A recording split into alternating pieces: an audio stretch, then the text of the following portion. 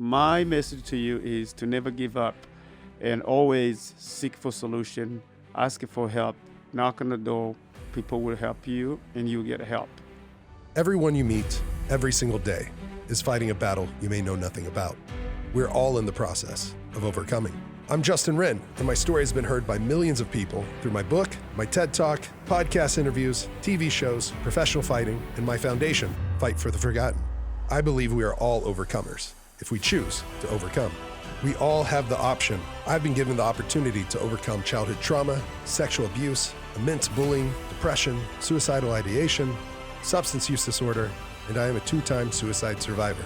We are here to have conversations with some of the greatest minds of our time. Get ready to be inspired and to receive the tools and game plan to win this fight called life. Thank you for being here, for showing up for yourself. You, me, we have overcome 100% of our darkest days. I'm not done yet, and neither are you. This is your invitation to overcome.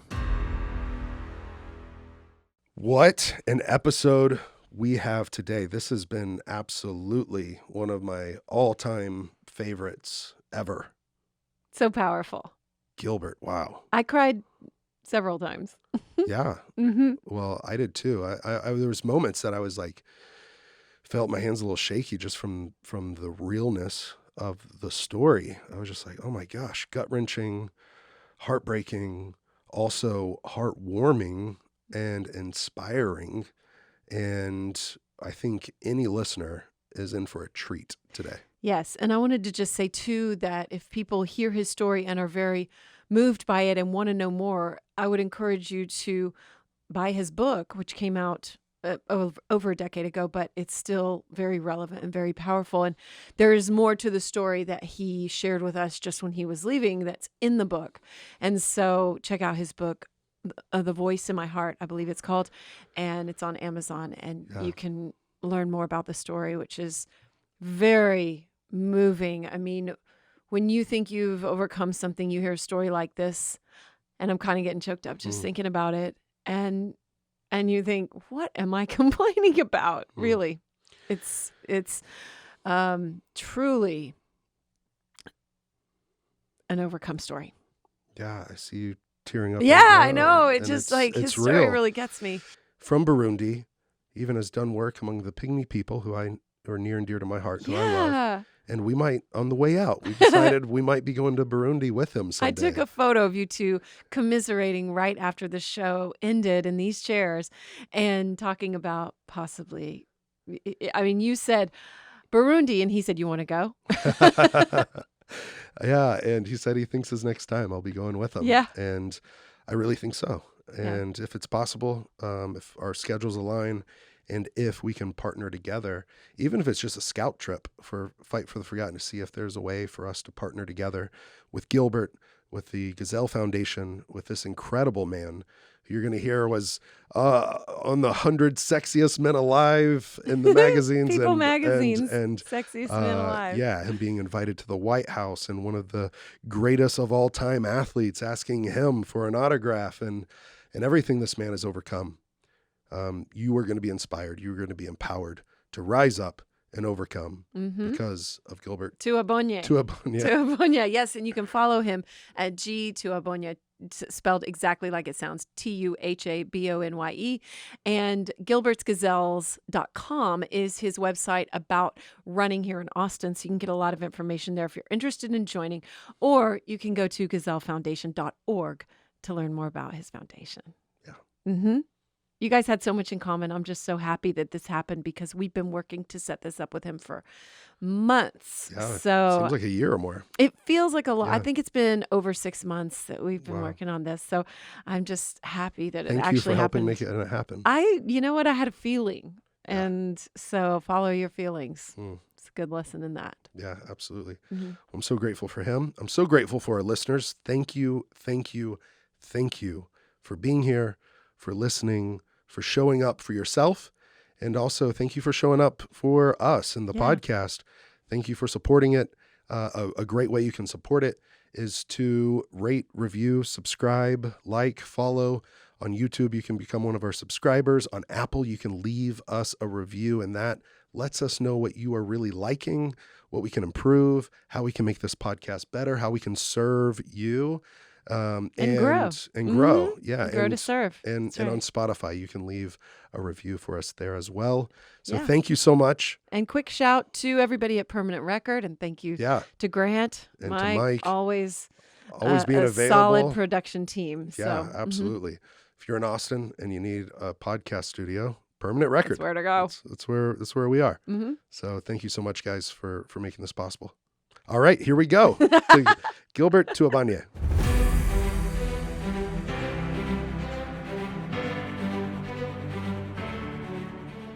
Gilbert, I'm so grateful that you're here. Thank you for having me, Justin. Yeah, I really am. I think that you have such a important story to share, and your life has taken you a lot of places. I guess your feet have with being a runner.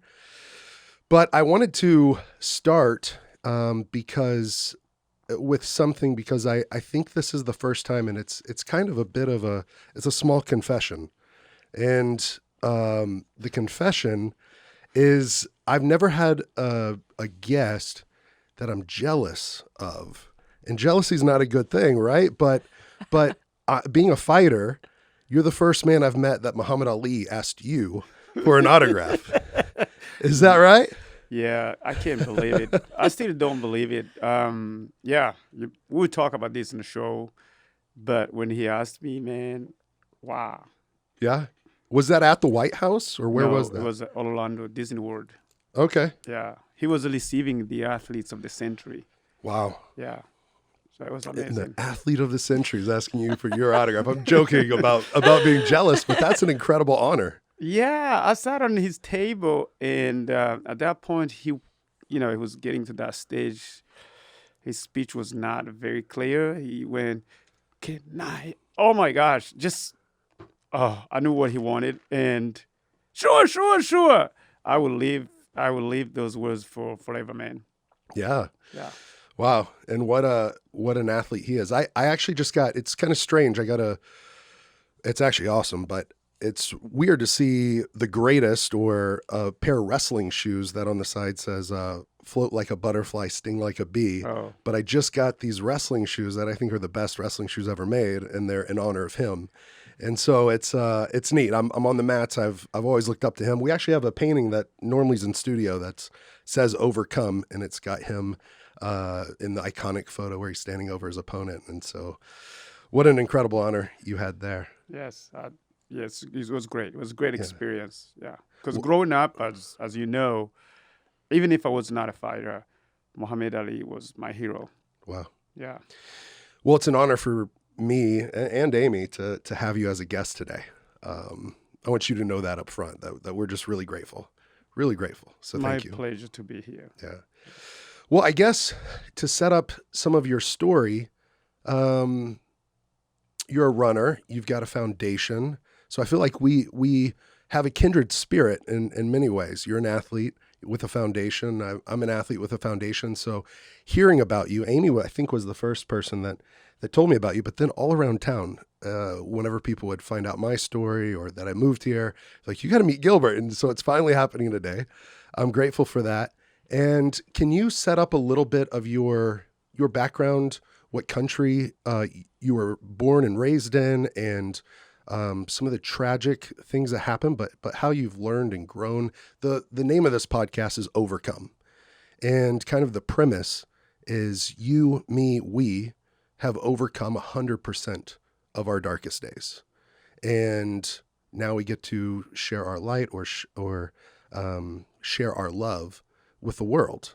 And I think a lot of people have been battling, especially since COVID and things, just different life challenges and struggles, whether it's financial, whether it's mental health, whether it's losing someone they love, or all sorts of things. But I think that people with the stories like you, it's so important to share so people can see the world in reality, not just our cultural bubble or kind of our American lens, but a broader stroke, a real world picture. And you can kind of, you're a unique person that you can bridge the gap between two different things, the water crisis, all sorts of things.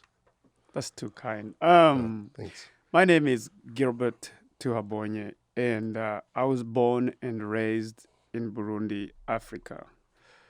Burundi is a very small country. It's located south of Rwanda,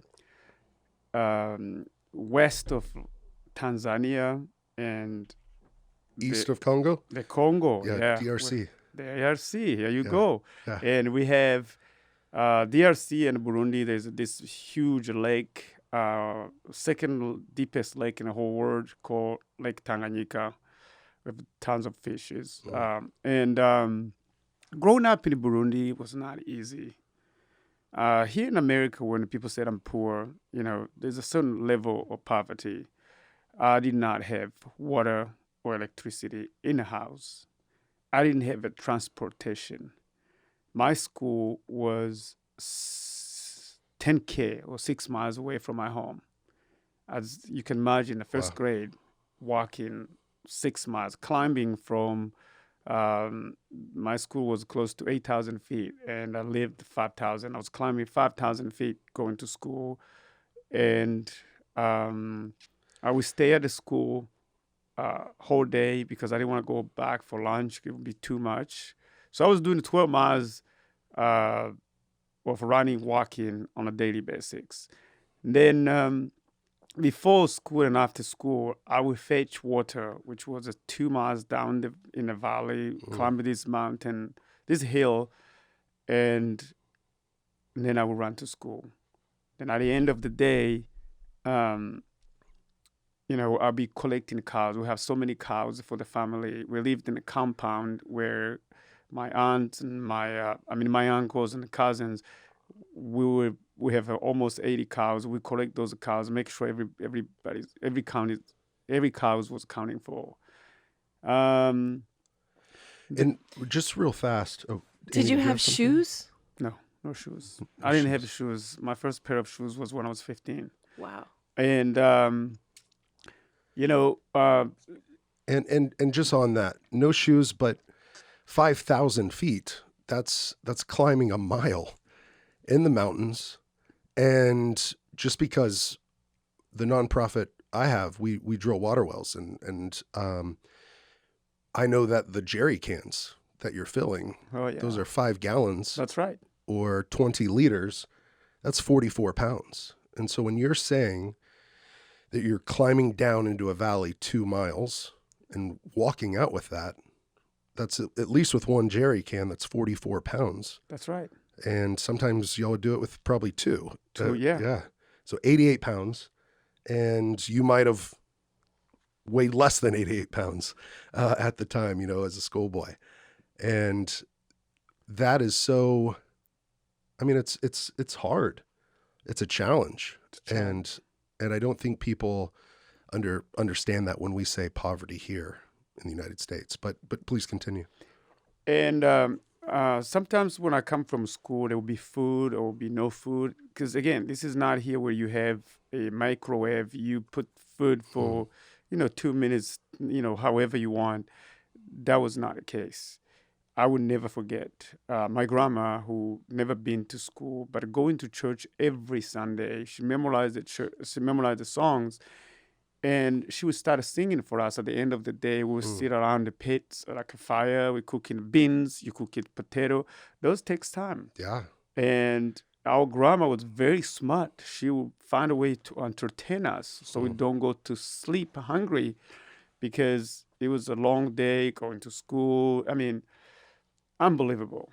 And so then there was a time when I passed a national exam to go to a boarding school 7 hours away from my home. You can imagine seventh grade, sending your 7th grade to a boarding school. You don't get a chance to see them. For me, it was a growth. I learned how to be a man. I learned how to be responsible, how to make friends, how to do chores without my mom and dad to tell me what to do. In And 7th grade, are you 12, 13? yes, yes. You have to start at school 6, 7, because They want to make sure you can walk that distance. At least my age. Now things are different. What's that sound? Ooh, that is your tropical alpha brain focus shot, which is my favorite of the alpha brain line through Onnit. Onnit.com/overcome. If you're watching this on video, Amy's smiling and she's opening it right now so she can take almost a 5-hour energy type like shot. But it's so much better for you. And it feels better. It feels better. It feels like a clean energy. It really does. And this ad is a one and only ad. How'd it taste? It's good. It's good, right? It Yes. tastes like passion fruit, which is perfect for this episode because passion fruit comes, at least the best passion fruit I've had comes from Africa, just like from the Burundi forest or the Congo forest or the Ugandan forest. And the passion fruit I love there. And the passion fruit of Alpha Brain I absolutely love. And the semi-annual sale with Onnit is one of the biggest sales you will ever hear of. What are some of the discounts? Well, some of the discounts that run through May 29th are 25% off supplements, 10% off fitness, 60% off other things like kettlebells, doorbusters, they call them. 20% off nutrition, like their fat butter that I really like. 20% off apparel and gear. And 50% off digital, like their digital training program, like the Onnit 6. That's huge. That's huge. This is awesome. And I don't know when another sale like this is going to come around. Yeah, so seize it now because it does end in just a matter of days. Seize it. Total Human Optimization. I'm so grateful for them helping me. And total humanitarian optimization. But thank you so much for Gilbert being here. Thank you, Onnit, for sponsoring the show, making this podcast possible. And wow, we're about to return to a very powerful story. Yes. And people can always get a discount using our code OVERCOME on the Onnit website. But now is just a great time to get some of those offers, or maybe try some things that you haven't tried before that can really optimize your workouts. Yeah. And the focus shots, like you talk about, they're so easy because you can just pop them in your bag. Yeah, I carry them with me. Yep. I drink it before sparring, drink it before the podcast, on the drive here, right when I get to the studio if I forgot. And I think all three are different. The Alpha Brain pills, actually all four, the Alpha Brain Instant, the Alpha Brain Focus Shots, and the Alpha Brain Black Label. Which is good because sometimes I do all three in one day, which I don't think you're supposed to do, but I do it and I'm fine. Take it I as enjoy it. recommended. But thank you all so much. Thank you, Onnit. And thank you to the listeners of the show. Onnit.com/overcome. And so 7 hours away from my home, where I remember sending a letter to my parents to tell them I'm okay, I'm doing great on my exams, but the mail will not get home until I come for Christmas. That's how slow things were. And unfortunately, 1993, October the 21st, is the day that I will never forget in my entire life. That day, I was going to school like a normal boy, want to graduate to go to college, was very driven. I wanted to go to university for science because I was good in science. And that October 21st, a Hutu president was assassinated. We have two major tribes in Burundi, Hutu and Tutsis. Hutu are the majority and Tutsi are a minority. When I was going to ask this earlier because you said that you would go do, at the end of school, cattle. And I mean, I think a difference between the tribes is Tutsi are kind of, is that right? Where they're more cattle, shepherds, and Hutu are more farmers. Is that correct or is that backwards? It depends, but yeah, it depends. I think if you look that way, it's probably what the history can tell or the data can tell, but it's not what determine or define what a Tutsi and a Hutu. What tribe were you from? I'm Tutsi. Tutsi. Okay. Tutsi. And but growing up, I grew up in a family where they preached unity, Equality, work together. They didn't teach us hate that because it's a Hutu, a Tutsi. Yeah. We were sharing meal. There was intermarriage. Yeah. And so I grew up in a family that it's really, we learn how to treat human equally. Yeah. And that October the 21st, 1993, it was a horrible day for me and a horrible day for the entire country. The president was assassinated by the soldier. And the Hutu came to my school trying to kill everyone, started by the teachers. And then I was a senior that time. And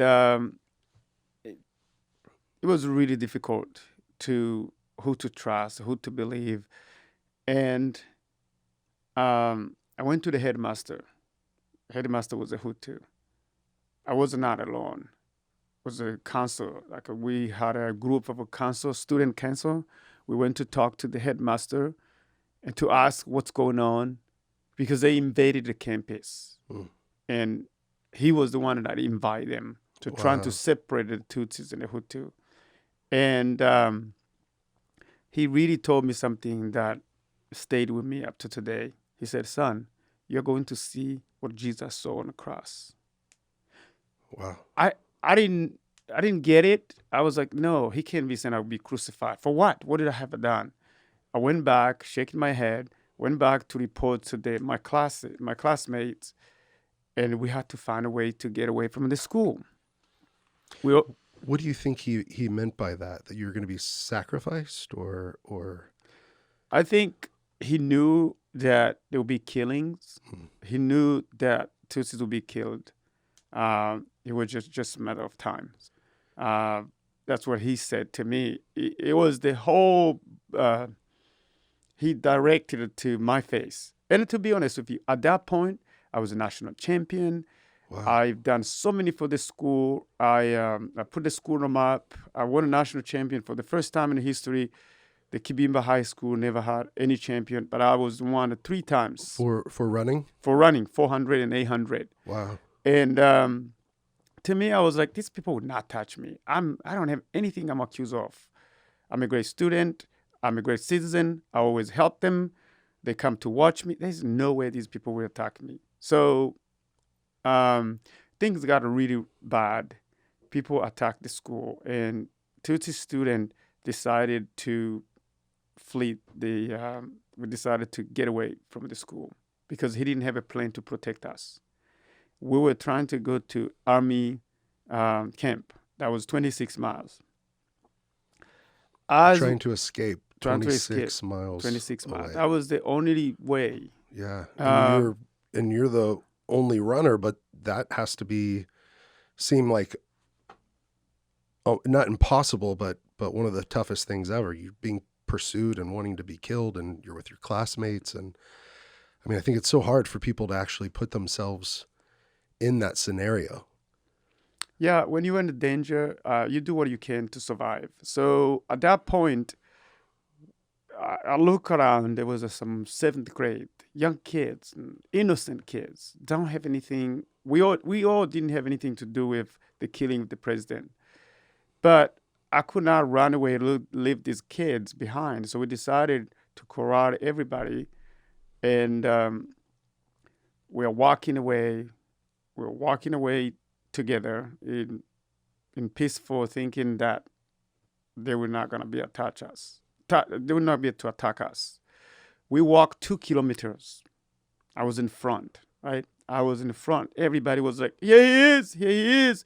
So the headmaster told them that they need to capture me first, because if they don't, I will be able to reach the army before they can, do or accomplish what they were trying to do, which was to kill the student and the teacher. They had a plan to kill the teacher first, senior, junior, and so on. And so somebody told me, that's how I know. And as we were coming, somebody threw a spear in a group of 200, 300 kids walking. And the war broke off.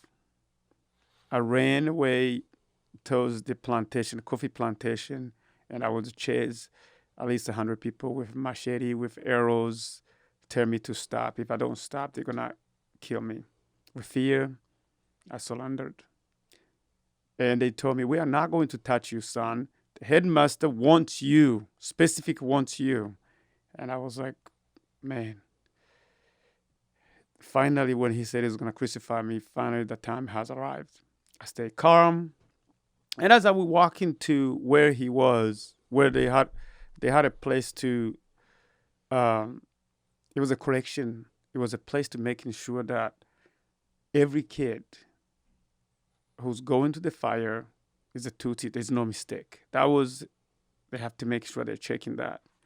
And so as we walk in, they were, breaking Tutsi's legs. They're chopping hands, legs.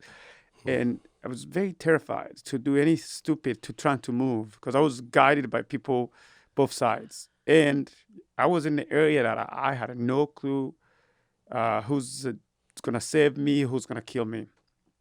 And stay calm, went by where the headmaster was, and he looked in my eyes. He said, where were you going? I couldn't explain. And he said again, where were you going, stupid? And I opened my mouth and said, I was going to the army because it was not safe. And he said, lock him up in the room. At the same time, there was like noises. They started beating people, especially girls. And then they locked him in the building. Outside, it got so bad. People were screaming. People were yelling. And finally, the mob said, we need Gilbert. We have to kill him. We have to take him like everyone else. And he said, no, I have a special torture for him. They said, no. Finally, they come and got me. And so they started torturing us. First, they would take out our clothes. And then we were roped together in a death march, walking to a place that are going to burn everybody alive. I was pulling 11 people to my left and 11 people to my right. There was a rope go behind my back, and so they put me in the middle. The whole idea was, if trying to escape, there's no way I'm going to be able to pull 11 people to my left, to my right. And I started thinking about those fun days back home. I don't have a chance to say goodbye to my family. I'm going to be burned alive. That's what was going on in my mind. But all the time, I had a voice tell me that I will be all right. But I didn't know what the voice was.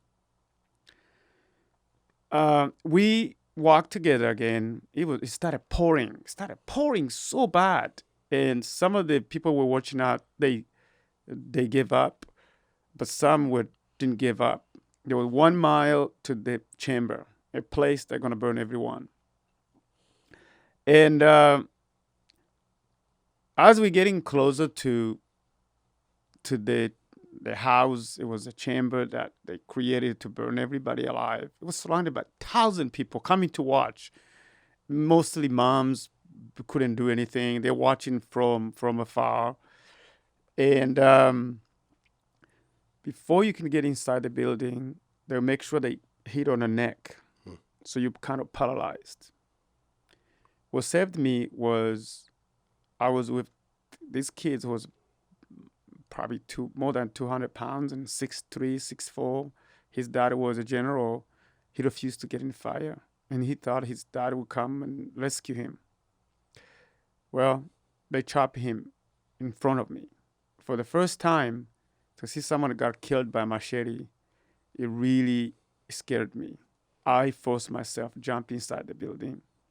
And as soon as I get inside the building, the building on fire. What they would do is they spray gasoline and then throw like a match, and then it will lit the whole building. I witnessed my friends dying one by one, and I was waiting for my turn. After 8 hours, I couldn't take it. I thought about my life. I thought about my family. I thought about how my family would be able to come and identify a piece of Gilbert.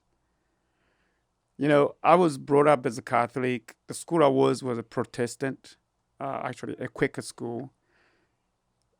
And something clicked that I need to ask for forgiveness. Start accusing myself. Started looking a week, months leading to this incident, what I was doing. Started assessing myself. I was not going to church. When the kids would go to church, I would go play tennis. I would go play volleyball. Then I had to ask forgiveness because I sinned. That's why I ended up in the building. I said, God, please forgive me. I have so many sins, but please forgive me. At that moment, I came up to ideas. I took a dead body, someone that I thought was dead, this girl that I know. I used her to break the window. And as soon as I broke the window, there was a bars. I just need to knock one in the middle so my body can go through. And it was hot because what they did was they bought those 18-wheeler tire, and they've been burning, sending fumes whole night. And so because it was next to the bar was red. So I just be able to knock it using a dead body, and I threw the body outside. As soon as I threw the body outside, I was worried, but if I tried to go out, they would kill me with machete or spears. But I went anywhere. The voice was telling me that I'll be all right. I grabbed the bar. I was like, if they cut my leg, my family will be able to see it, identify my facial. Because in the fire, watching the people dying, burning, it was the worst thing in my life. They all look the same. That's how I got the idea. And as soon as I landed outside, they didn't see me. Up to today, this is a miracle. This is a miracle to be alive and to be here. Then I ran. As I was running, it was very difficult because as you can see, my legs, I lost 30% of my body. My back is the same way. My arm is the same way. I lost 30% because I was trying to cover. The fire was coming from the top. I was trying to cover my face. Yeah, I was gonna ask, like, how you were in the building that was burning for 8 hours. 8 hours. Yeah, more than that, yeah. Wow. And I just noticed your burns when they pointed them out, but that is just, even thinking about having to survive in the smoke for 8 hours, that seems like a miracle also. Yes. Well, what happened was I did a lot of things. That's why if you can do sports, and I can talk about sports because you live this. Doing sports help, especially young. I was on the drumming team, which was my upper body was strong. I was also always doing the push-up, pull-up. I was strong. So what happened in that fire, besides running, I was able to, because the fire was coming from the top, I would have a body at the top of me. So my back, which is really, really bad, a whole piece of wood collided on my back. It's like, it burns so bad. That's how I jump, actually. And I was trying to cover my face. I don't know what I got the idea to cover my face. But I landed on the outside again. Didn't see me. Then I ran. It was very hard to move. It was very hard to put one leg in front of the other. But I was determined to survive. I was determined to leave because I did not want the horrible massacre or the terrible people to take away my life. There was a hospital 1 mile away from where they burned us. It took me 2 hours, close to 2 hours, to walk. I was walking to the coffee plantation, and in fact, in the halfway, because I was trying to avoid where people go through a path. I was trying to use woods, and I would pause. The trees would move. I think it was people, and then it take a while to get there. Anyway, I end up in the midst of a family, of a Hutu family, and what happened is they were worried about the soldiers would come to revenge or try to figure out who trying to attack the student. So the men were at the center, Kibimba, Ibubu, which is the center where we were burned. They took the family, the kids and the wife out of the house and landed in a group. They were guiding by a few men. They're like, here we go, here he is, Gilbert is coming. They knew who I was because I was well known in the village. So they're like, why are you here, Gilbert? I lied for the first time in my life. I lied. I said, hey, you have no idea. There was a misunderstanding. I am a Hutu because my dad is a Hutu. My mom is a Tutsi. So they let me go. There was a miscommunication, so they let me go. There was no way I would explain how the burns and everything. I have to lie.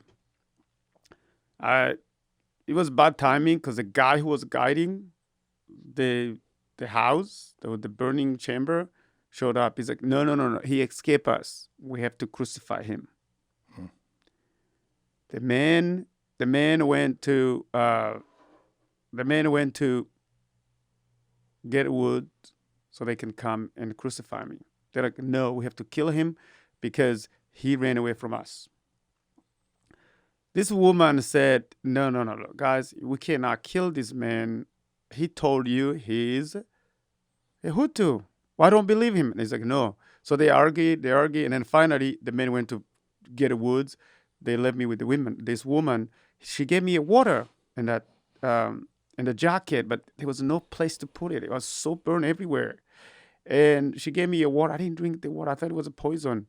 But she gave me something. She told me, son, before they come back, go through here. There is a bunch of girls in hospital. They are injured. Go find them. She gave me a chance to escape. She gave me a chance to escape where the husbands were out there looking for a way to crucify me. Then as I'm walking towards the hospital, everywhere you turn was blocked. The path she told me to use, it was guided, right? I saw a man guided it far away. I was able to ditch them and I ran. I made to the hospital, but he spotted me, using the lights. He spotted me, but because I was naked, he decided not to pursue me. He thought I was a devil, so he gave up. Then I reached out the girls. But before I reached out the girls, I was, I hid in the bathroom, maternity room, in the bathroom for maternity and so I waited for 5 a.m. 5 a.m. I heard the soldiers. Actually, it was exchange of guns. They were shooting each other, and I didn't know if I get out, if it was a bad guy or good guy. But I was the soldiers. They heard what happened. They're coming to rescue the student, and in fact, one of the soldiers started asking. And I could hear from afar, does anyone know what happened to the athletes? Anyone knows Gilbert? They said, yeah, we do. He was the first person and he's dead. They said I was dead, but I was hidden right there in the maternity room. And as soon as I heard they were asking me, and they were also going through doors, so I got up, got out the door, and this guy, he was an athlete also. But in the army, he saw me and there's no place to hug me. He threw his gun down. He's trying to grab me, so I couldn't walk at that time. Trying to grab me to put me in. They bought the army truck to transport the survivor, and the bad guys. What I say, I don't know who was shooting to the army. And so they put us in a room and it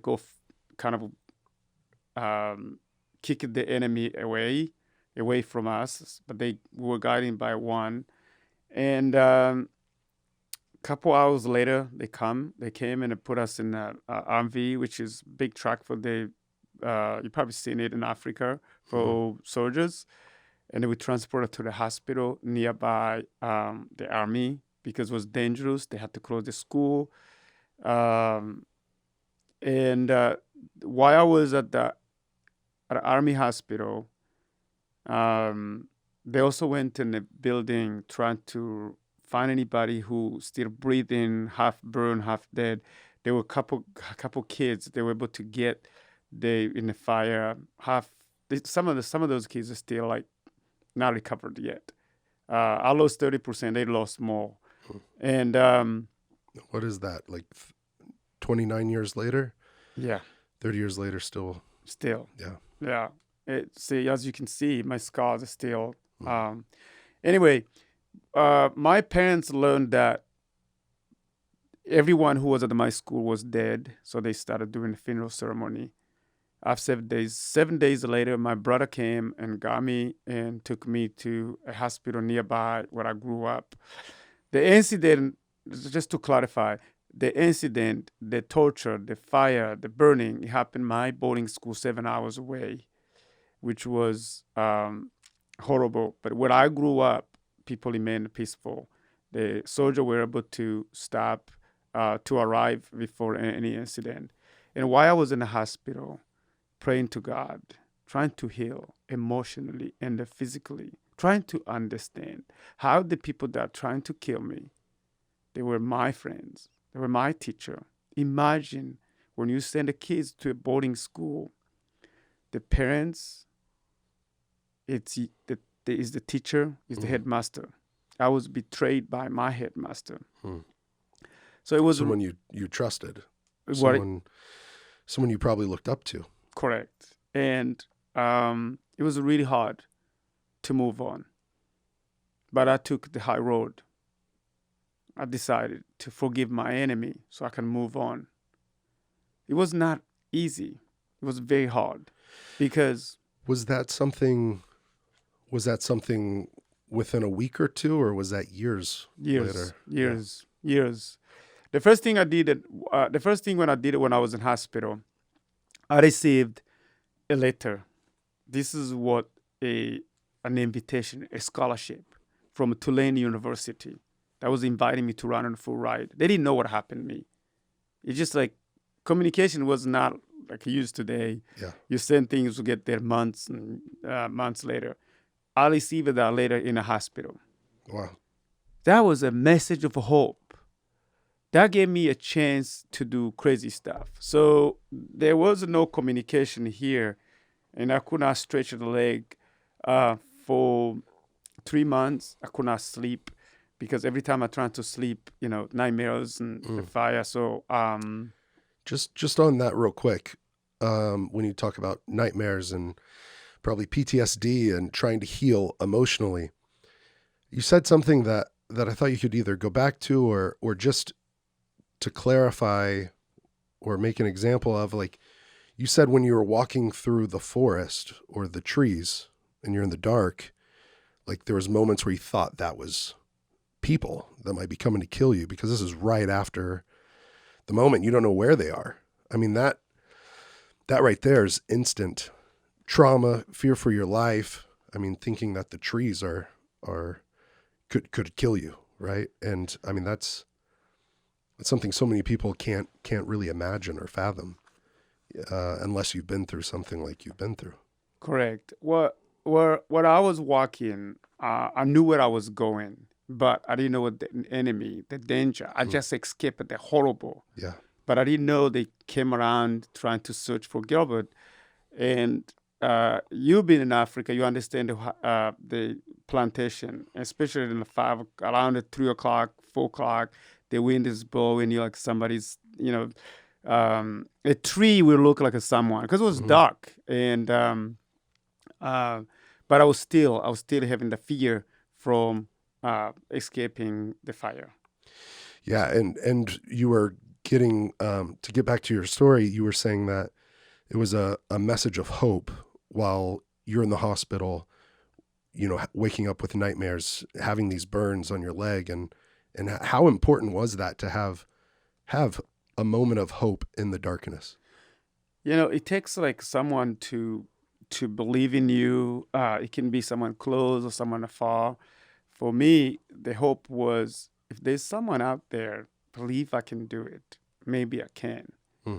I didn't connect that. That letter was sent a long time ago. It was just like there is a group out there believe I can do it.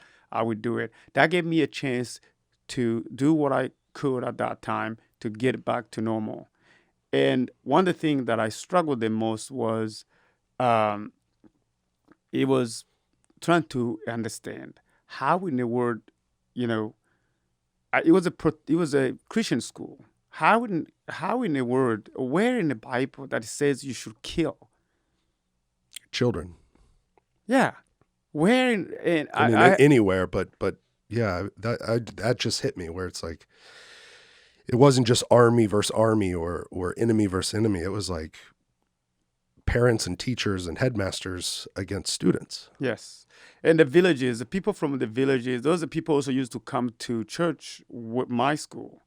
And so you're like, these people used to come to church every day. And today they want to kill you. And I had to read the Bible myself, trying to understand. That was one of the things that initiative I did. I have to read and understand. And that's how I chose to forgive those people. And so what also that message of help that helped me, that letter, you know what? If I saw someone that believes in me, I'm going to make sure that I'm not that person fail. I am going to make it. So I started doing the therapy. First of all, I could not communicate. It was very strange. Things happened so fast. A friend of mine came to see me on a bicycle in a hospital. And he was coming to check to see what that famous student happened that got burned. He came on a bicycle. I lied to him. I said, "Hey, man," his name is Renovat. I said, "The doctor wants to talk to you, but leave your bicycle here." I jumped on his bicycle to stretch it out because I was like, I don't care if whatever happened. But that was that leap of faith, just to jump on a bicycle, because there was a nut that is connected here. I could not breathe. I could not extend my leg. But from that day, there was a nasty, nasty blood that had been clogged for months. But from that day, my friend, I was able to start walking, and I started sleeping because I could not stretch the leg. And then that was a huge. Started doing therapy, and because I decided I am going to get back to running, whatever it takes. Take a year, 2 years, 3 years. I am going, and started doing therapy, and at the same time kept reading the Bible. Surrounded with the good people. Eventually, I was able to start running. And running is my therapy. It's my freedom. It helps me. It grounds me. It makes me a better person. It connects me to people like you. I have been everywhere because of running. And so I decided, let me focus on how to be the best I can be. Let me focus on how to go to the Olympics. Because when I was young, every word was, I'm going to the United States. I will run for NCAAs in the United States. 1995, I went to World University in Japan. It's like all the colleges in the whole world competing. It's like Olympic for students. It's amazing. I have a friend named Daniel that wrestled there. Went there from Australia there, and it was amazing. He went there for a year, I think, as well. Yeah. It was amazing, incredible experience. And then 1996, I moved here to this country. I came to college. I had a visa to become a student, also compete in Olympics. But I didn't have the standard. I didn't have the, they have A and a B standard. I didn't have the time to qualify, but I was closed. My country decided that for me to get better, I need to be in a safe place where I can train without worried about people killing me, get killed during the practice. That's how I came here. I was able to carry the Olympic torch through Birmingham, Alabama, which is, let me tell you, you probably heard that, you know, joy, but the way we express joy is different on individual. That moment, I think a country from not Sudan, gave me they lit my flight, and I was like, I'm running fast, like slow down, slow down. I could not slow down because the fire that has been burning me now, I have in my hands. It was an incredible moment, incredible experience. Then the Olympics was finished. After the Olympics, I didn't get a chance to run, but I got a chance to watch my teammates. It was incredible. One of my teammates ended up winning gold in 5,000. And to be able to witness and be in this country, I decided that God wants something bigger than myself. I'm just gonna keep searching. Went back, finished college. I moved away from Georgia to on a full scholarship to Abilene Christian University, where I ran track and cross country. And while I was Abilene, you might ask, why in the world Abilene Christian instead of other big colleges? I'm glad I chose Abilene because Abilene was a very special place. I needed a place quiet where I can really focus on my studies, not so much a distraction, and I also can learn how to discover myself. One thing that touched me at Abilene was 11 o'clock. Every day, there's no school. They stop everything, activity. It's in a chapel. You're required to go to chapel, to worship, to connect and sing. I was like, man, this is amazing. We live in a world, everything is like moving, moving, moving. We go from here to here to here. We don't have a chance to decompress, pause, relax, meet your friends, your classmates. It was an amazing experience. Fightfortheforgotten.org. You can go check out Fight for the Forgotten, the foundation that I started. It is my passion project. It is something that I love so much because of the people we get to help. We get to help the pygmy tribe who adopted me in help themselves. We say opportunity is greater than charity. Charity can be great, but opportunity is just always better. That's why we've drilled something like 80 water wells already, providing over 30,000 people clean water. We've started sustainable farms, bought back over 3,000 acres of land for the people who originally owned it, put it in their name. We built 32 homes, and now we're about to start a health center, a school, and a marketplace. They're gonna have a maternity ward, a pediatrics unit, and a dental suite. You can join the Fight for the Forgotten Fight Club at fightfortheforgotten.org. We would love, love, love to invite you on this journey to join this fight arm in arm with us.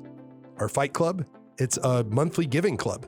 You can give $5 or more a month, and that empowers us to empower people. Thank you for being on this journey with us. I invite you to come along for the ride.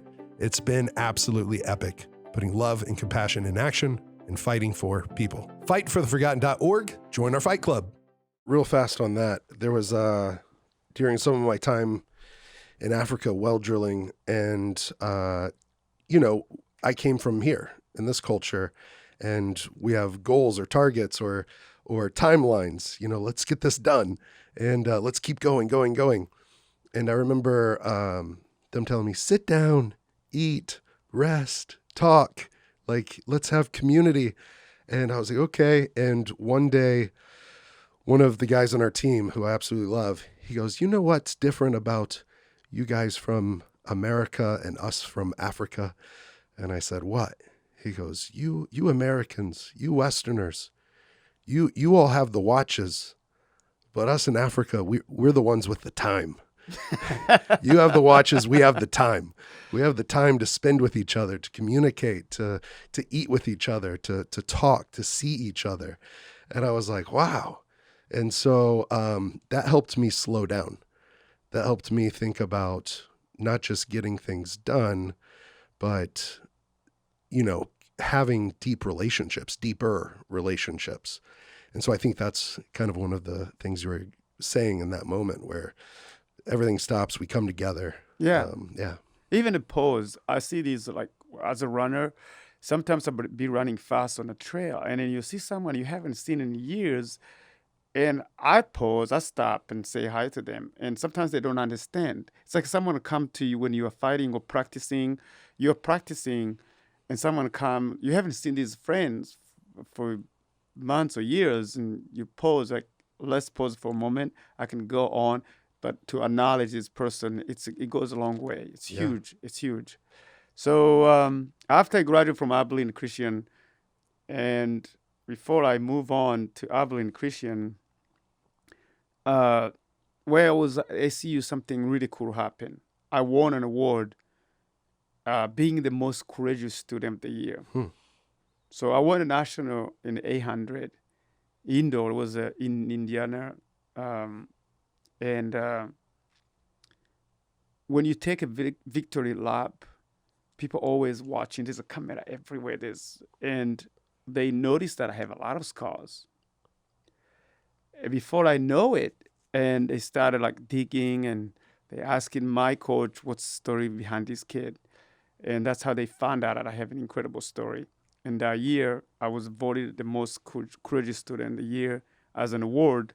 I have to go to meet Bill Clinton. Let me tell you how cool it was. Yeah, please. It was amazing because even the president of Burundi has not been received by the president of the United States in a White House.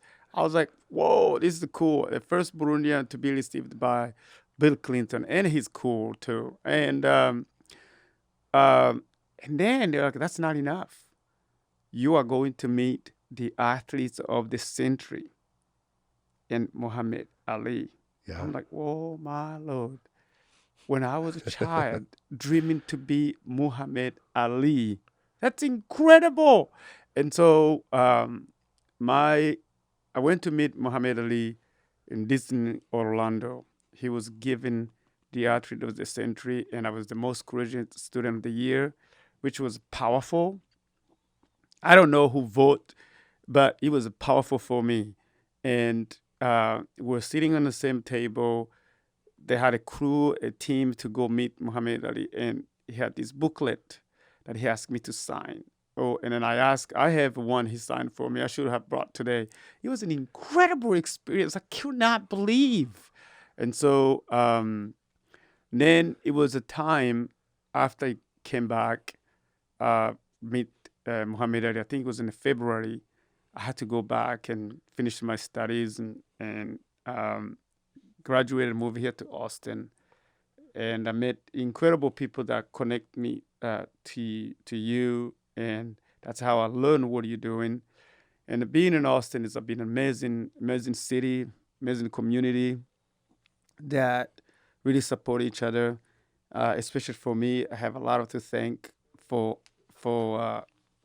I have a lot to thank because the work that we do, it's because of the people of Austin. I started with the help of runners. I helped Paul and Pew. We were running 22 miles.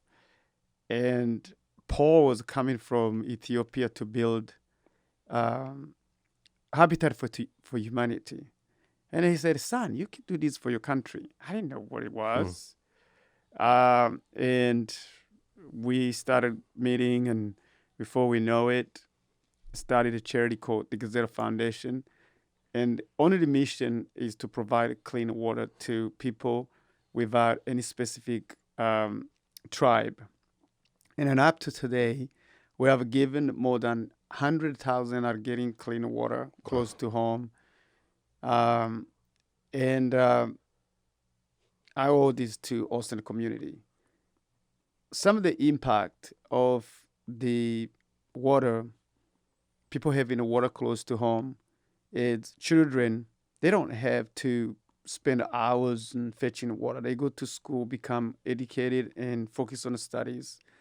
Women are the ones spend hours fetching water. Those 25, 50 pounds on the top of their heads, it can be heavy. It can be damaging in the body. So, school. To give you a story, I walked around 6 miles to school, and between my house and the school, there was no fountain, there was no water. But for to be able to provide clean water to those villages, right now there's almost 6 taps. Kids can drink along the way. The school has water. The churches have water. The hospital have water. So what we do is... Is that the same walk you used to do? Yeah. And now there's... 6. Yes, that's amazing. There's a 6. That's incredible. Where you used to live and grew up and had to do that same exact walk with no water. With no water. Now there's 6 stopping points along the way. Yes. Where they can have access to clean water the entire journey. Yes. And at the school, they have water. We didn't have water. When you're thirsty, you ask permission. Can I go drink water? It was... stream?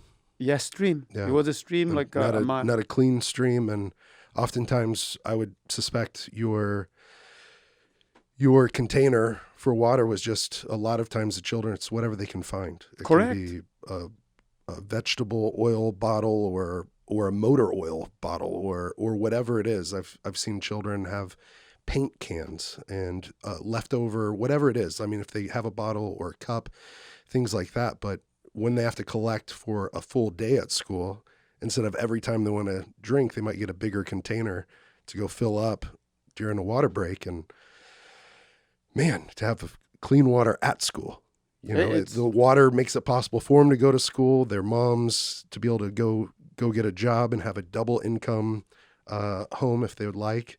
And water changes everything. That's right. One story I like to tell you is before we provide water, there's these villages that there was one child was dying a month because of the water they drinking was dirty and contaminated. This is the water they share with animals. We're able to save that whole village. Now everybody get clean water. One thing that I like the similarity between what you do and what we are doing is the second project that we did was to give water to pygmies. Pygmies are, as you know, back in the day, they didn't go to school. They were isolated from the society. And so they didn't have enough or income to be able to afford some of the privileges that we all have. School fees or school uniforms or just even daily food. That's right, because they didn't have even land to begin with. And so what we did was to provide a clean water to that village. And I went 2011 just to see the family myself, to see the transformation. It was mind-blowing. Some of the stories where they make clay out of clay. They make pots, and those pots are to sell. They go to houses so they can exchange with food. And now the production, because the water is very close, they don't have to. The clay is coming. The clay has to be, kind of wet. Yeah. So they have to. They used to go get a clay from afar. Now it's closed. Everything is close by. So production has to get better. And it's such a cool experience. Now they're able to send the kids to school. It's a transformation of the whole village. Yeah, that's amazing. So that was in 2011? That's when I went back. Yeah. Yeah. That's when I went back. Yes. For the first time? No, I went back with my kids. That was Okay. the first time to go with my kids, and so that they can see and experience. It was amazing. Yeah. And then that's really near and dear to my heart because I was I was adopted into the Mabuti and the Fa Pygmy tribe and in Congo in DRC when I lived there. And now we work with the Batwa Pygmy people in Uganda. And I know that that's the same lineage or same family and tribe as the Pygmies in Burundi. Correct. And I think I wonder if on the genocide part of things, because I think everyone knows about the Rwandan genocide, 1 million people in 100 days. I think something unknown about that in Rwanda is of the 1 million people that perished or died, close to 100,000 of those were from the Batwa Pygmy people in Rwanda, and their people group was almost extinct, almost wiped out. And so for you, I just wonder if when you were in the hospital, and you knew that there was that hope, or even when you were in the school or the building and you knew you needed to get out and escape, if there was that, you said that voice inside of you, if there was just this longing or knowing or belief that your story, like you had to get out so that you could share this story so that it wouldn't be forgotten. And yeah, go ahead. No, I was gonna say both. I think the more I look back, trying to understand what that voice was, I think there was a message behind the voice. The message kept me alive, gave me a hope to survive, but also was to be the voice for others. Mm. You know, once I escape and I look around, why in the world? How did I? Sometimes it's hard to comprehend. Mm. How did I get out that building? I went back trying to look at the window that I broke, the bar that I broke, and I looked trying to retrace what I went through. I mean, it was unbelievable. It was just God. Even if you're not a believer, man, He was with me, because it was very hard. It was not because I was the strongest, the fastest man. No, it was because He was with me. Give me another chance to be the voice for others. So every time that I do something for someone, it's a huge accomplishment. Whether I'm coaching someone to be a better runner, run a first 5K, run a marathon, qualify for Boston, kids winning a state, placing well, it's always kind of rewarding to me. I feel like that my mission has been accomplished. And to provide the water for the pygmies, I'm privileged tribe. Nobody will come to rescue them. It's just a huge blessing, and that's the message, and that's the to be the voice for those who don't have a voice. Yeah, voice for the voiceless. Yes. Wow. So for my understanding, I've never been to Burundi. I've been right by it in Rwanda and I think Congo too, but I think also Tanzania, or no? Is that, yeah? It's close. And so I've never interacted with the Pygmy people there, but it seems like their struggle or their plight is similar. Being, and I'm sure you could speak to this too, where, I mean, a lot of anthropologists think they're the first people of Africa, like the oldest tribe or the first citizens of their country. But oftentimes in the 8 or 9 African nations that they're in, they have no land ownership, even though they're the first citizens or the original people group.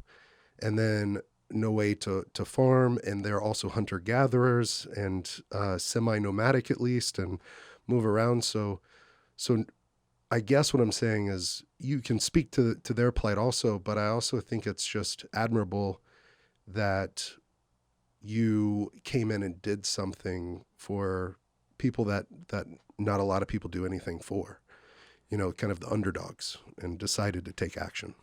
Yeah, it was a huge accomplishment because, as you said, it's true. It's similar across the Africa. The pygmy in Uganda, the same as in Congo. It's very sad, but it's true. For me, I grew up with the whole see what they went through, and I once I got a chance because we have a submission, people submit what we should do the water. Oh, great. Yeah, when I saw that on the list, I recommended it to the board. This is what we should do because this is would be powerful. This is great. This is beyond us. This is beyond any tribes because nobody thinks about these people. And sure enough, it was a great thing to do for this community. Um, it was do also. I knew Didas, that's his name, that I grew up with. We were friends, but watch him struggle, trying to lead his tribe, and we can provide something for this village to uplift a little bit, give them a kind of like a sense of hope that if we can give the water, reduce the distance they have to go to collect clay so they can make clay at home, improve the lifestyle, transform this village. That was our goal. Yeah. And what did you say his name was? Didas. Didas. Right. And he's from the Pygmy tribe? Yes. And did you grow up around him or you just met him? You knew him? I grew up around him. Yeah? We kind of same age. And, Great. Yeah. Awesome. So for context, for people that don't know, I've seen a lot of discrimination or hatred or racism, however you would say it. And what did you happen to see that growing up or hear the things people would say and what was that? Yeah, I think I saw it. I went to their home. I mean, if you see their home, the hut. The hut. Yeah, it was very hard to see, and it was like a room like this. So you have 6 people live in that house, and they can't even afford the top. They can't afford the door. It's a piece of cloth that is. It was just hard. And some they were happy though. They were happy. Yeah. That's the thing. They were happy, but for us to provide a water, that was to kind of give them a kind of a lift. If we can do this, you can do the next. I saw it when I was young. When we saw the pygmies, because they didn't have some of them didn't have clothes. Boy, teenager would be naked. And with girls, like it's just like laughing. Even boys laughing at the other kids because they couldn't afford clothes. So a form of bullying, I guess. Correct. Yeah. Let's put it that way. And then were they living in twig and leaf huts, like the huts? Yeah. Yes. See, you said they're so happy. That was one of my happiest times of my life was living in the twig and leaf huts. That's where I lived for a full year. Yeah. Dirt was my bed, the fire was my blanket, and no door. I would just have to crawl in because the huts are only about 4 or 5 foot tall. I'll have to send you a picture, show you a picture. I need that. Yeah, I lived there for a full year that way and built up over 2 years in total living in the huts. And for me, we can go back to joy because that's a mission of yours or a vision. And I think that it's so unique. Sometimes the people with quote unquote the least also might have the most when it comes to joy. They might not have all the stuff and the material goods and the technology or the car or the fancy home and the vacations, but they have joy. Sometimes much more than people in the West. Why do you think that is? It's hard to explain, but if you grew up in Africa, I grew up in Africa, and I see the life that I lived in Africa and here. People don't have not as much, even close to what West have, but people are happy. The society they live in, they're comfortable, they're happy to each other. They celebrate one another. A little thing they get, they share. Here, not so much. I just want to tell you a quick story. I brought my mom here. All right. My oldest daughter was 2 years. And I was like, my mother's going to stay here. It's going to help us. Uh, she came here, didn't like it. Number one, I lived in an apartment where my neighbor, we didn't know each other. They didn't say hi to me. And it's an apartment. You know what? If you're trying to stay high, you wacko, I don't know. My mother, she decided, I'm not going to live here. I'm going back to Burundi because you know what? Here, people don't even say hi to each other. I can't live here. There was frustration, couldn't speak the language with communicator of my daughter because she didn't want to learn English. And she left. She's like, no, I can't live here. People always moving, always gone. And I tried to do my best. But around what she saw was people moving, going fast, always moving. And it started there. We always in a move. We don't pause. We don't slow down. We don't enjoy ourselves. I mean, if I tell you how we celebrate New Year, you will not believe it. New Year, my family, our tradition was not Christmas, New Year. Everyone will come, wherever you might be working, you will come home and we will celebrate as a family. Started with food, where we eat together. There will be words, like speeches from our grandparents, from our leaders, telling us, wish us good luck. And at the end, we'll be dancing. We'll be moving out house to house. And that's how you create a family that loves each other, that celebrates each other, that lives together. I miss that. And so that's the way it is. And that's how it is in Africa. Yeah. If sometimes Amy and I throw dance parties at the house. We'll Invite me. Yeah, invite you. Okay. Yeah. I was going to say, if you have one, invite me too. And we just, that's one of the things I miss most about there is like the Pygmy people at least say there's three things you can't take away from them. It's the forest, the fire, and then these two go together. It's the singing and dancing. And they would do it almost every day at night as the sun was setting around the fire, and just the joy that came from that. And what do you think the difference between happiness and joy is? Sometimes I think people are pursuing, even in America, right, the pursuit of happiness. And sometimes I think happiness can fade sometimes, because you might get happy getting a new car, but then all of a sudden a year goes by and it's not new enough. It doesn't have the new car smell. And so you need a new one or something else. And not all people, but I think that's a trap. And what do you think brings you joy? And you can maybe speak to the audience, the listeners, about how can they shift from temporary happiness to something more fulfilling. Thank you. I think that's how I was going to explain. I'm trying to explain the difference between happiness and joy. Joy is everlasting. It's a long, something you live with, something nobody can take away from you. Happiness comes and go. But for me, I chose to live with joy. But I didn't always have joy though. You know, if you think about my life, there was I ran to help my family, chasing cows. Then there was a time that I really ran for my life. Running to college, it's stressful. You have a mission. Coaches tells you you have to run a certain time. You have to score for the team. That's how you're going to earn your scholarship, and it's pressure. After I got out those, I decided, you know what? Life is too short. I'm going to enjoy the journey. Mm.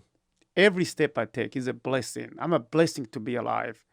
How many people out there cannot run due to a lot of things? So I decided to do things that bring me joy. One is, the running.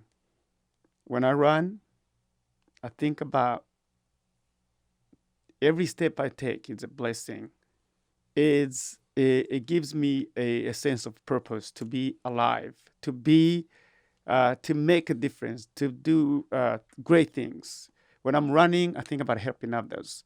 I think about how best I can be. Instead of, I don't like to run with music. People go like, run with music, it helps me. I don't. When it comes for music, just for dancing. Yeah. I don't run with the music to help me, calm me. I focus on what's going on around me. I enjoy the nature, the trees. I can stop and pause. That's what running with joy. But also running in the metaphor of we live in a world with pressure. I usually takes running. It's a life we live, right?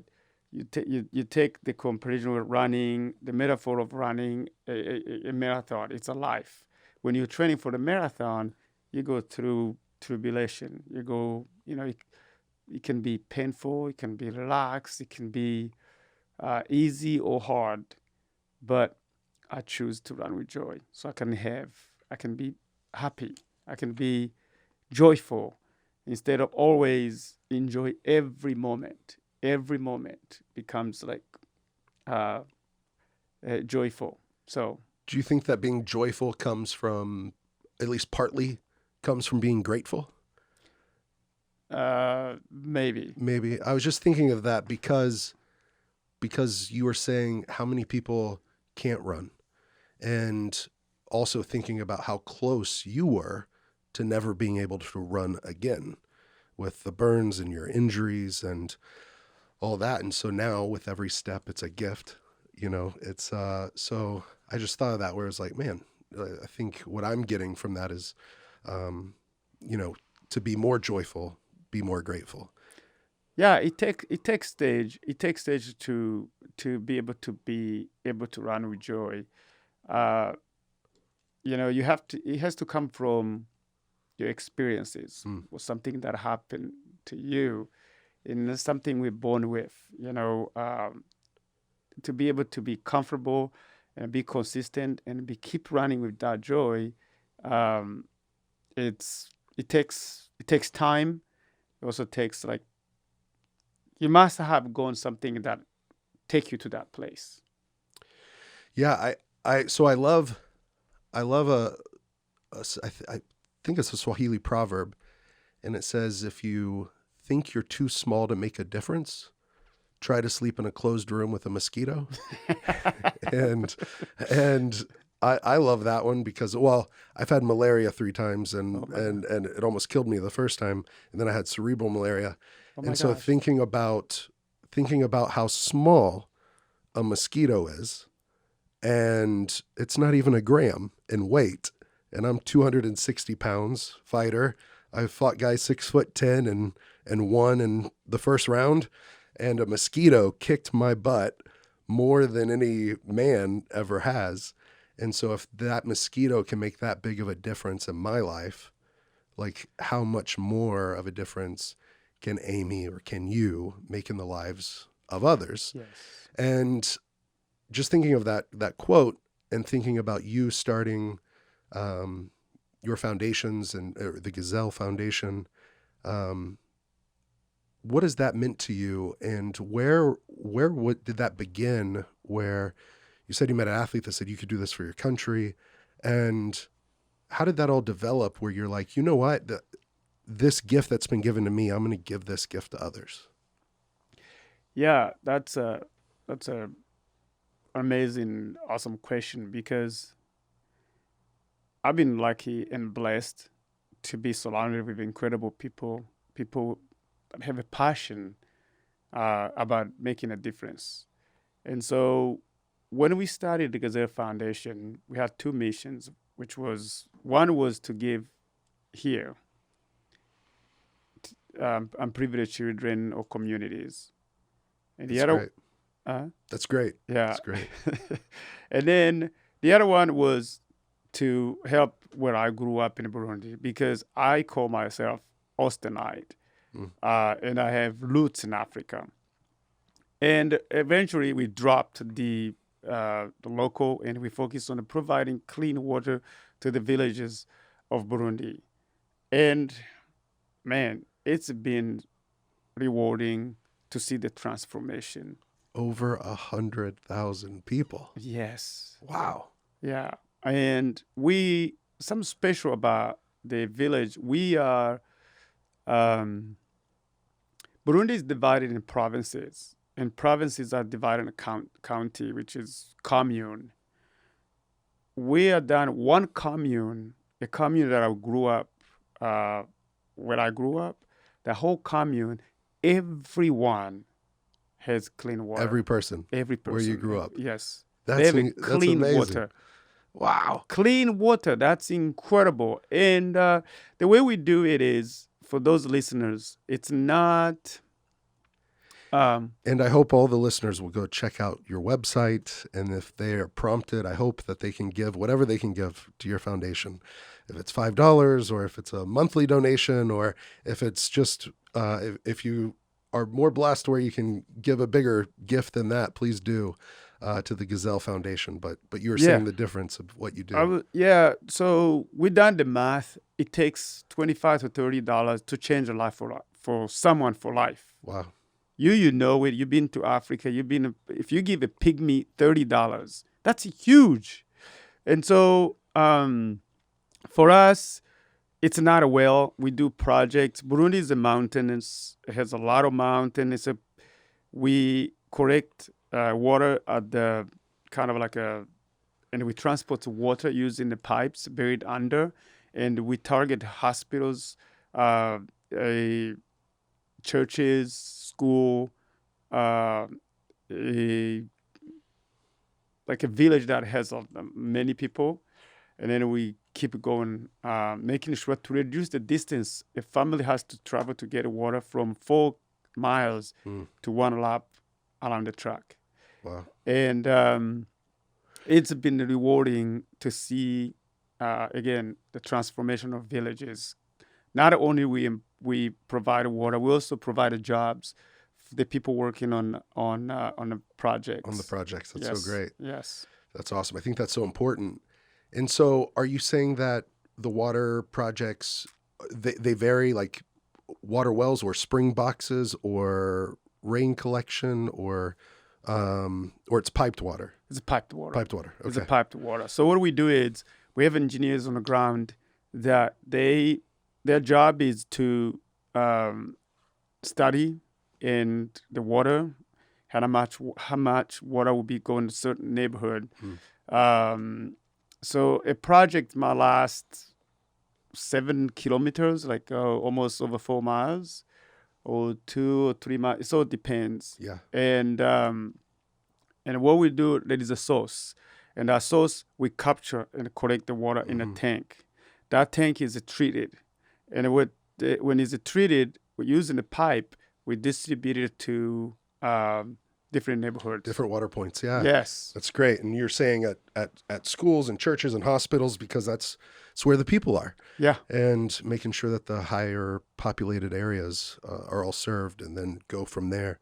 I really love that. And how important, so kind of our operating model for Fight for the Forgotten, we've kind of had at least internal dialogue, and I'll share it with others, where we say opportunity is greater than charity. And I don't mean that in a negative way. Charity can be great, but opportunity's always better. And I think from the West, a lot of NGOs or nonprofits haven't invited the local people in to be part of the solution to their local problem.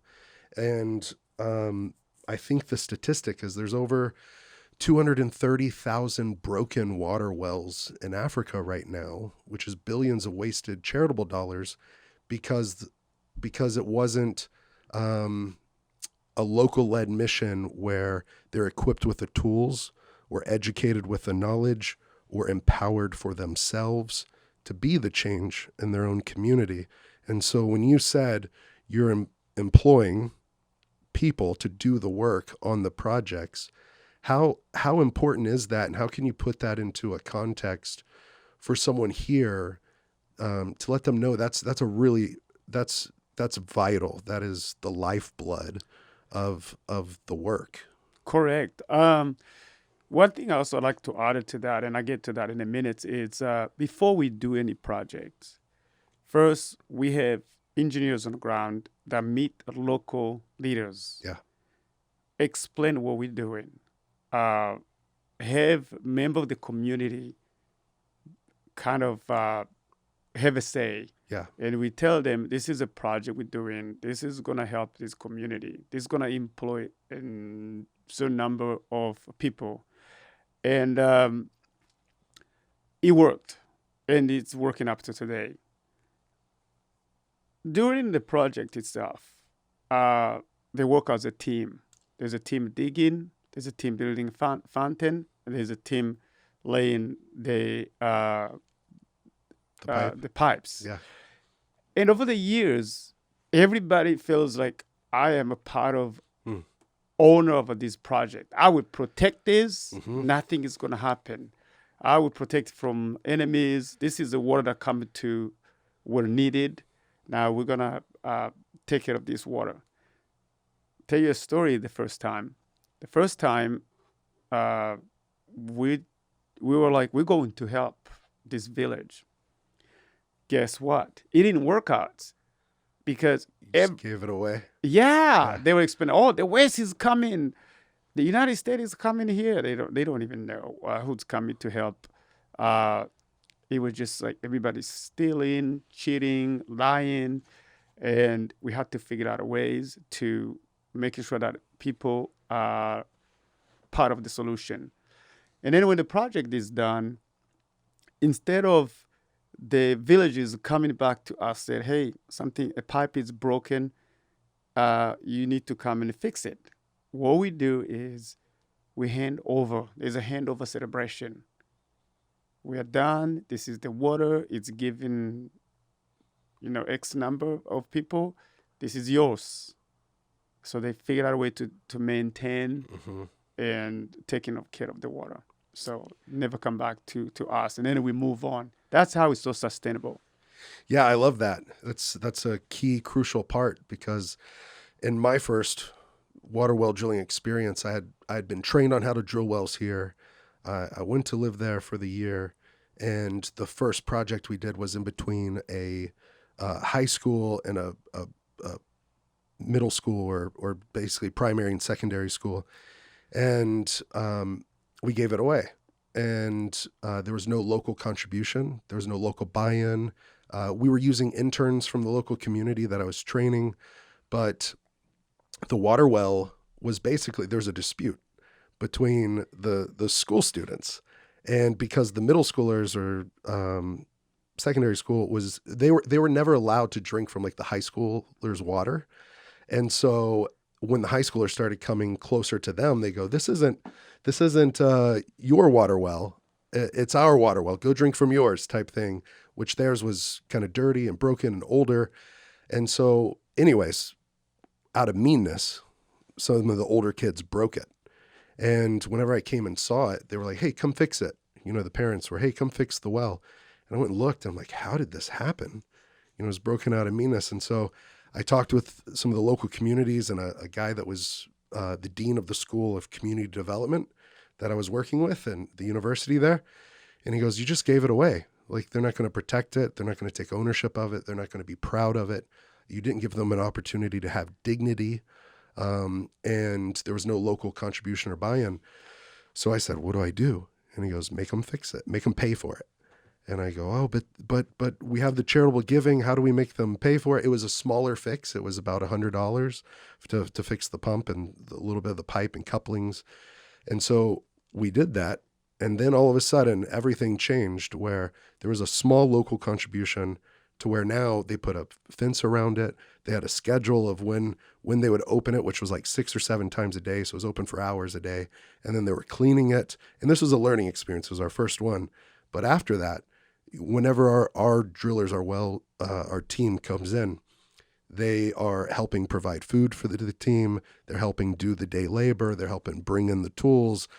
They're maybe providing shelter or lodging so that they can sleep, eat, and they might do a local contribution. But then there's a little committee or a little board with like a treasure and things that they put a little bit aside to where if there's maintenance or repair or whatever, and there's the local relationship. And I think the only reason I say that is because I think you're doing it right. And I had to learn the hard way or from experience the first time. And then I think it's a blind spot to people in the West thinking, oh, you're doing something good.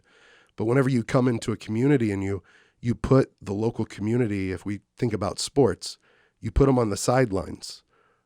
They're not involved in the game, or you put them in the bleachers and say, watch us do the work. And you don't invite them in on it. I think that's a mistake. I agree. Yeah. So I love that. You said you got an award for being the most courageous. How can you share with someone that might be listening right now who might feel like they are in a season of their darkest time? Maybe they've gone through tragedy, maybe it's depression, maybe it's financial loss or job loss or something with their children, maybe it's sickness, and they're just in a tough spot right now. What do you think it takes to rise up, take courage, and overcome? Oh man, I wish I had a straight answer. That's not an easy question, but I would do my best using what helped me the most. One of the things that helped me the most was to forgive. In order for me to move on my life, it was to let it go. You cannot live a life full of joy, happiness, if your heart is full of hate and anger. You gotta let it go. It helped me to move on. It was also very difficult to move on because I kept seeing happening over and over. When I was in the hospital, people would come hidden machetes in the jacket, the coat, and then they go to church. At the end of the day, you hear people were killed in certain village, and you saw a bunch of people coming to church. And you're like, how in the world these people are faking? I stopped going to church personally because what I saw was hypocrites of people. And then I was like, at the end of the day, you know what? They can do whatever they want to do. It's not for me to judge. I need to clear my head. I need to focus myself to move on. I can't be, the justice will take care of them. That's not my business to be worried about that. The justice one day will be served. So I had to do things to me to clear my head. And one of the things was running. Running, it grounds me. Running helps me. It doesn't have to be a running. You got to find something that you're passionate about and set a time for it. I have the discipline. That's also the discipline to run every single day. Nobody asks me. I'm not training for anything, but I know it's good for mental health. I know that helps me. Not only it clears my head, but also along the way, I'm able to enjoy the nature. I'm able to enjoy people. And so whatever you're doing, find something you're passionate about. And I know you do. Whether it's running, whether it's basketball, whether it's, now we have racquetball. There's a new game in the town. Pickleball, yeah. I haven't played, actually. I just keep hearing about it. I played it for the first time. If someone wants to play. Anyway, whatever you're doing, pause and try something to help you, calm you, brings you joy, brings you happiness. And it has helped me. Running has helped me. But also you have to have discipline. So one of the things I'm hearing as we get ready to close is to come to a place where you're more joyful. You have to do the courageous thing, and you have to forgive. Forgive the people that maybe have hurt you. Sometimes it might even be forgive yourself. Correct. And then find an outlet, a passion, where you can be disciplined, to achieve things or focus on and be passionate. And then also your story just exemplifies. Also pursue your purpose. Pursue your purpose with passion, because in doing that, you'll be able to serve others, give back to others, be a voice for the voiceless. And you can make a bigger difference and impact than you probably ever knew or could believe. And just like your story, over 100,000 people have clean water. Everyone in your district or community where you grew up now has access to clean water. And I think that's an incredible story of overcoming. Perseverance. You got to persevere. For me, when I was in that fire, and I didn't have a hope that I would get out. There was something that inspired. It was that voice that really told me that I'll be okay. So I fought for my life. And luckily, I got up. And when I also was in the hospital, the doctor said I would never run again. He said, son, you used to be a champion. You used to be number one in the country. Forget that. Wow. You would never run again. And I challenged him. Because I look my life being crippled, not be able to do anything. That would destroy me. That would really kill me. And so what happened was I had to find a way to get back to running. I didn't want to just let those people that are trying to kill me, holding my life a hostage. I had to do something. That's what I took that bike to stretch it out. I took that leap of faith to see what would happen. Luckily, I came alive. What I'm trying to tell you is never give up. We live in a world that's very easy to just give up.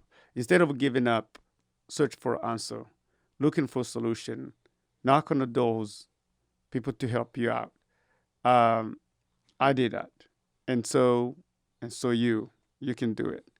It's very easy. In the running worlds, whenever you go give a speech or to high school or to people, it's always excuses of people like, I can't run because I have a bad knee. And again, I have a bad knee. And then you start asking the question, what have you done? Have you seen a doctor? We have the best doctor in town here. Have you seen a doctor? No. I just can't run. My knees are too old. But it's very easy to give up. To make an excuse. Yes. And so my message to you is to never give up and always seek for solution, ask for help, knock on the door. People will help you and you get help. Wow. I think I have a question for you. Well, I have a couple. I would love for you to share where people can follow you, where people can find your website, the Gazelle Foundation. And we're going to link that in the show notes for everyone to find and when we post.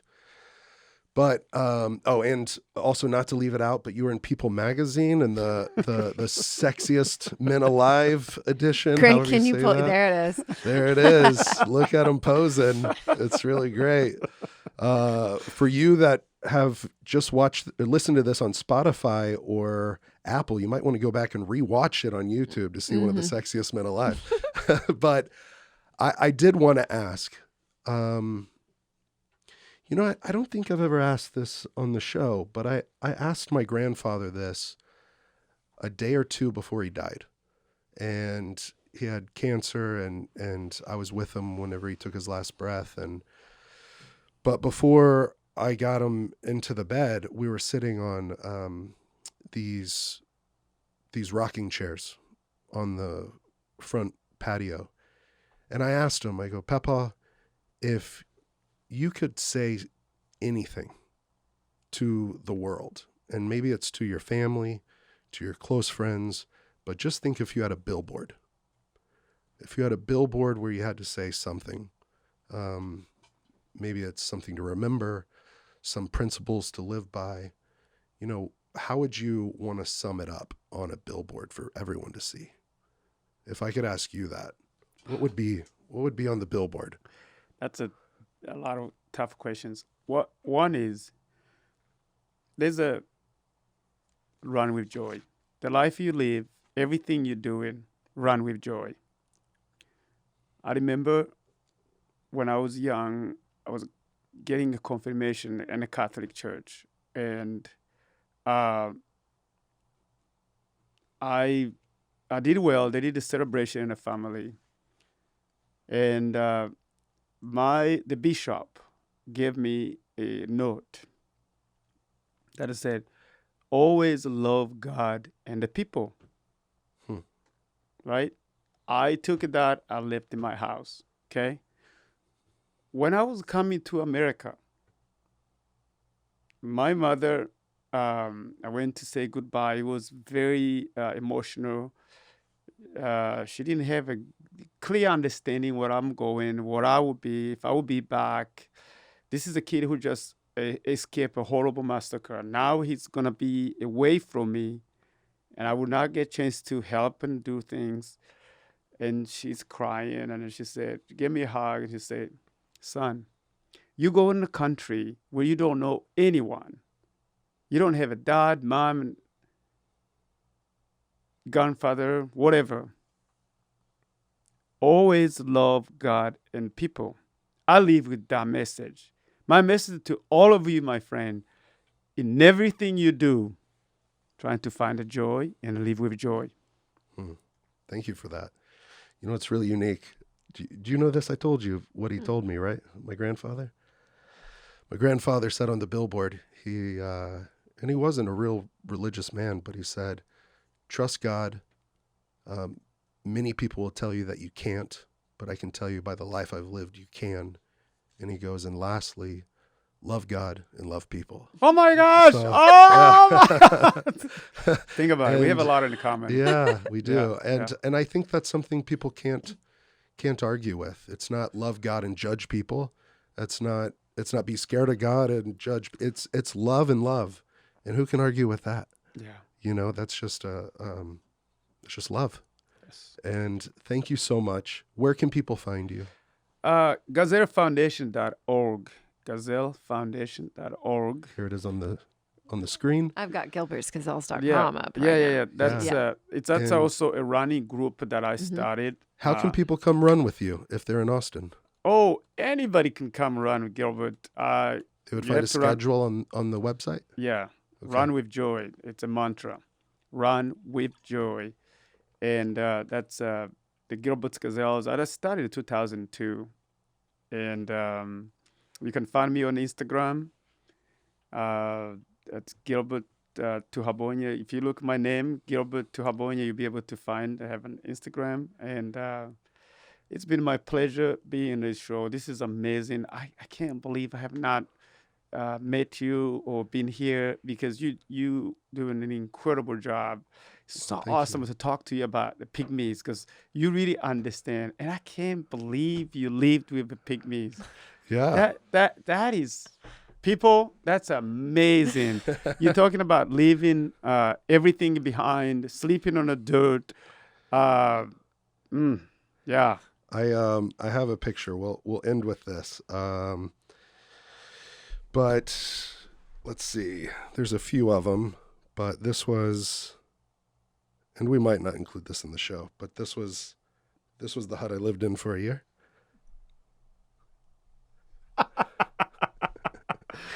Oh my So God. I couldn't stand up in it. Did you build this? I helped. The women are the ones that are the best at making it. So I was taught how to do it, but I'm not the best at it. Let me show you one more. And then thank you so much for being here, Gilbert. I'm so incredibly grateful for you, but this is one of my favorite photos. And these are the kids that honestly have done more for me than I've done for them. They brought me joy and allow me to live my life running with joy now. In fact, they helped save my life, because we talk about mental health. I'm a 2-time suicide survivor, went through addiction, depression, attempted to take my life twice. And whenever I met the pygmy people, they showed me I could fight for people, and just, yeah, it gave me so much purpose, passion, joy, all those things. So as much as I try to do for them with the nonprofit, they've done even more for me. And so I'm incredibly grateful. And so thank you for being here. Hopefully we'll see each other much more than this. I've been in Austin a year and a half, so we'll have to make it more than once a year. And That's right. Some dance parties. How about that? Yes, Yeah? yes. Okay. I'm in. Okay, me too. Yes. Thank you very, very much. This is amazing. Thank you. You are. Hey, don't forget to send your Overcome stories to overcomepodcast@gmail.com. And also rate, review, subscribe, and follow Overcome with Justin Wren.